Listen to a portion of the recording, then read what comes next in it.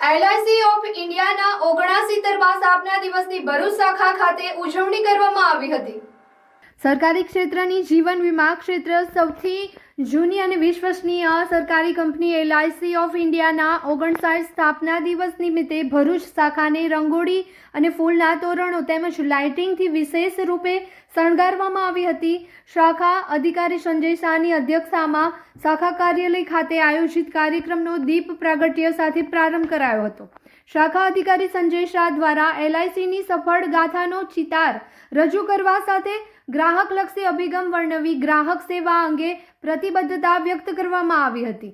આ પ્રસંગે cake cutting કરવા સાથે ઉત્કૃષ્ટ કામગીરી કરનાર કરોડપતિ એજન્ટ તેમજ તેમના ડેવલપમેન્ટ ઓફિસરનું પણ સન્માન કરવામાં આવ્યું હતું। કાર્યક્રમમાં નાયબ શાખા અધિકારી રોહિત કુમાર, ડેવલપમેન્ટ ઓફિસરો, એજન્ટ મિત્રો તેમજ સ્ટાફ સદસ્યો ઉપસ્થિત રહ્યા હતા।